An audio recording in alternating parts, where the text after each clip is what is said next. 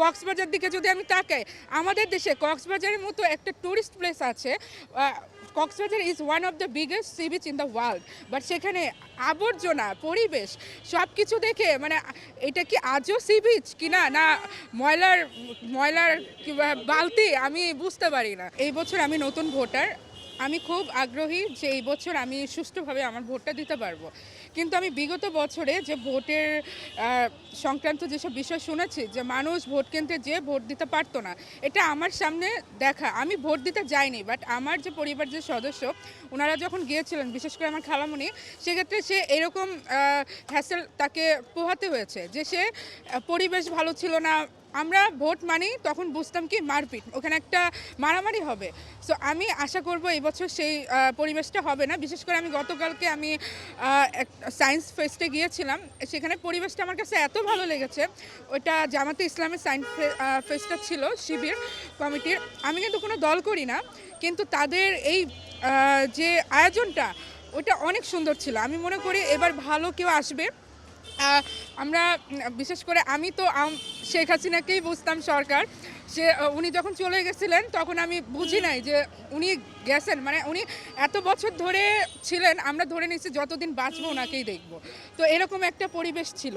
So তখন ওনার বিভিন্ন কুকর্ম বা যে উনি তো অনেক ক্ষেত্রে অনেক শিক্ষার্থীকে মেরেছেন, উনি অনেক শিক্ষার্থী যোগ্যতা ছাড়াও প্রতিষ্ঠানে ভর্তি হয়ে গেছিলেন।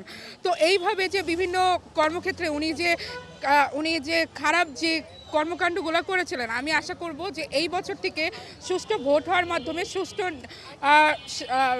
নেতা আসবেন, তিনি এই জিনিসগুলো রাখবেন না এবং শিক্ষা ব্যবস্থায় শিক্ষার ক্ষেত্রে একটা ভালো কিছু আমরা দেখব। সিলভার টিপ কন্ট্যাক্টে তৈরি নিরাপদ ও নান্দনিক ক্লিক সুইচ নির্ভরতা জীবন জুড়ে। আমার মনে হয় যে সার্বিক পরিস্থিতি এখন চলতেছে, তাতে বোঝা যায় যে সুষ্ঠু নির্বাচন হবে না। কারণ দেখা যাচ্ছে যে এখানে মারামারি ওখানে মারামারি, এটা তো কন্ট্রোলে আসতে না। যেমন ধরেন আজকে দেখছি এইতে ফেসবুকে যে নারীরা এখানে ভোট চাইতে গেলে তাদেরকে লাথি মারে, তাদেরকে সম্মান করে না। হ্যাঁ, এটা কি দেশের নিয়ম? দেশের নিয়ম হইবে মা জাতি সবার জন্য সমান। আমি ক্ষমতা আছে, ক্ষমতা প্রয়োগ করব, আর আরেকজনের ক্ষমতা নাই, প্রয়োগ করতে পারবে না, এটা তো দেশ চলে না। আমি চাই যাতে ভালো পরিবেশ, ভালো দিক নির্দেশনা দিয়া জানি আমাদের নির্বাচনটা সুষ্ঠু হয়। তাহলে সুষ্ঠু না হয় তাহলে আইন শৃঙ্খলা রক্ষাকারী বাহিনী কি পুরোপুরি সক্ষম না? আইনশৃঙ্খলা বাহিনী তেমন তৎপরতা দেখতেছি না।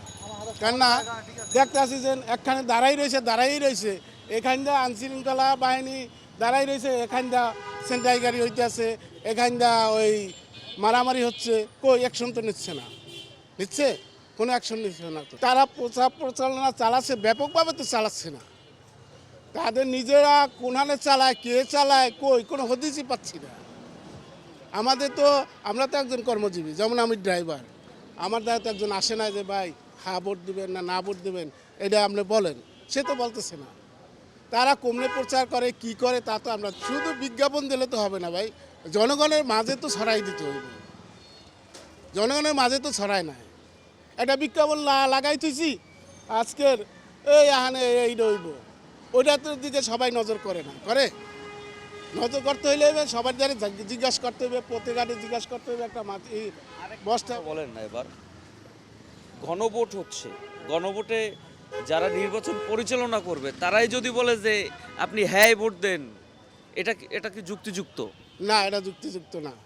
আমার ভোট আমি দেবো, আমি হ্যাঁ দেবো না দেবো সেটা আমার ব্যক্তিগত ব্যাপার। এখন এটার ব্যাপারে তো আমরা তো জানতে পারতেছি না যে হ্যাঁ ভোট দিলে কি হবে, না ভোট দিলে কি হবে, সেটাও তো তারা বলে না, ঠিক না? তারা যদি এটা বলতো তাইলে না আমরা বলতে পারতাম যে এইটা ভোট দিলে আমরা উপকৃত হব বা দেশটা ভালো চলবো। আমার মনে হয় বর্তমানে পরিস্থিতি ভালো আছে, তবে দিন যত এগোবে পরিস্থিতিটা মনে হয় আরও অবনতি ঘটবে। কারণ আমরা দেখতে পাচ্ছি বর্তমানে কিছু সহিংস ঘটনা ঘটেছে। কিছুদিন আগে দেখলাম আমাদের জুলাই যোদ্ধা নাসিরউদ্দিন পাটোয়ারির উপর হামলা করা হলো। সুতরাং আমার মনে হয় দিন যত এগোবে তত দিন দিন অবনতি ঘটবে আর কি। আমার মনে হয় এবার ভোটটা হয়তো বা উৎসবমুখর পরিবেশে হবে, কিন্তু কিছু কিছু ক্ষেত্রে তো ঝুঁকি থাকেই। আমার বয়স 33 চলে, আজ পর্যন্ত ভোট দিতে পারি নাই, কিন্তু এইবার পরিবেশ দেখে মনে হচ্ছে যে সঠিক ভোটটা দিতে পারবো। এই সবাইকে ধন্যবাদ যে এরকম সুযোগ করে দেওয়ার জন্য। অবশ্যই হ্যাঁ ভোটটা আমাদের জন্য, হ্যাঁ ভোট আমাদের জন্য রহমত হিসাবে আসছে। সবাই হ্যাঁ ভোট দিবে যেন আমরা এরকম দিন যেন আর দেখা না লাগে। আমরা হ্যাঁ ভোটের জন্য খুবই খুশি। জি জি, এক নাম্বার কথা হয়েছে আমার এই যে একটা ছোট বাচ্চা, তাকে কেউ মাইরা ফেলবে আর যে মাফ করে দেবে, এই যে আপনার যাইয়া সরকারের যে কে জানি এটা বলে রাষ্ট্রপতি মাফ করে দিবে, এটা কেন হবে? যার সন্তান সে পারলে মাফ করবে, নিলে নাই, এইটা ভাল লাগছে।